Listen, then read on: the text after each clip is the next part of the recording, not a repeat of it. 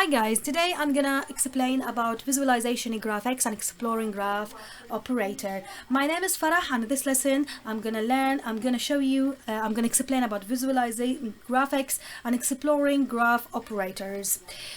Okay, let's carry on. First of all, I'm gonna explain about the graphics. Graphics is a primarily graph processing library, and in these library includes many libraries they have got.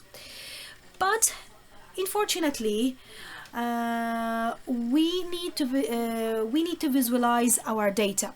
But unfortunately, the graphics library doesn't include specific libraries for visualization, so that we need to do a visualization by ourselves, because there is no specific visualization tool in a graphics. So we need to do that when we do our data, when we have a specific data to transform from table data to the graph data. Okay, now we go.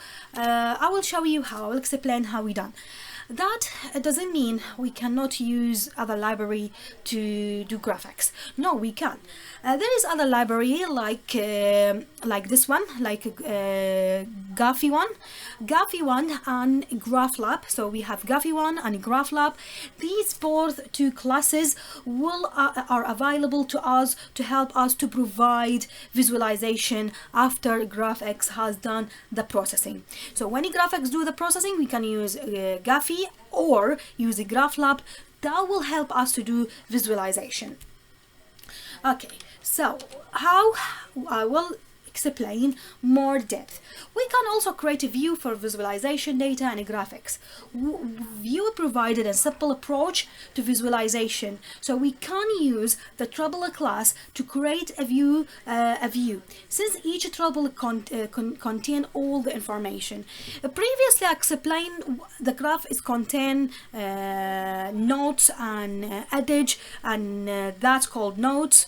This is node A, this is node B, and between them, the arrow between them, and this is one, the line between them, it's called the edge, and these edges will connect it between A and B. The process, all these information is called the tuples. These tuples, through the tuples we can do the visualization. So I'm going to carry on and show you how. We just need to format the tuple in certain way to properly curate the view that we're going to be our work for visualization. It depends on tuples. Now we're going to carry on to explain more about how to do that. Creating a view with a tuple, then we have something called, or some method or function called graph.tupled. Graph.tupled. These graph.tupled, it tupled function. It allow us to call upon the tuple of our graph through that function. It allow us to deal with these edge, with these nodes or these connection for the data. However, we want to be able to print from just this tuple class. We don't need just only for one classes, because we have many big data, but we can carry on more and more. The since graphics extended the RDD class, and we know what is RDD, it's resilient distribution data set. This is the RDD, and we can treat the tuple like a collection, so we can use another function which is called graph.tupled.collection. Graph.tupled.collection or .collect, sorry, .collect. So graph.tupled.collect from method or function called graph.tupled.collect function that will make a tuple usable in much better view, especially with for loop for loop, because we need to do these data carry on time by time. So we have the last, next, transmission code, these things. Then I'm gonna go to show you how do the for loop for more, but you will see that. So the for loop, this is if you have used the Python or you have used Scala, that the for loop syntax we're gonna be used, the for tupled graph.tupled.collect, and we put the code. Inside the code we should have these one of these or more or all of them, these type of syntax. If we are using Scala, the following loop would be like this. All we need to do then is in the code how to attribute should be ordered. We need to consider inside the code how the attribute, our attribute should be ordered. Start from src utter. The syntax of src utter is sources attribute, and we have another syntax is called dst utter. attr is distance of attribute.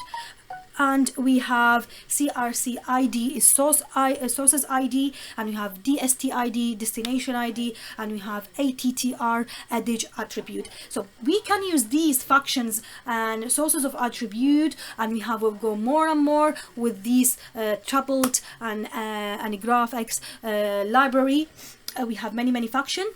So with this function in the place, we only need to organize them so that we printed what we want in appropriate order, and we have now created a view for our graph, and it should be our code. It should be show like that if we done, so that it will be function our code Xcode included, so a lot of functionalities. So it shouldn't gonna be the code should be like that. So we done this class graph X. We have to do the vertices and the vertex and edge. We have to put in the parameter of our graph class. Then we have to create these thing with to explain our data here to implement our graph in that way. I'm gonna go to more depth. This is just the idea in the coming videos.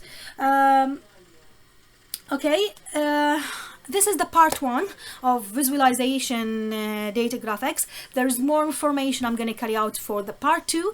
If you have so far, if you understand it, if you have any questions, please put it on the comment, or if you are happy, if you are understand and you are happy about my video, please subscribe to my channel, and I hope you understand something new.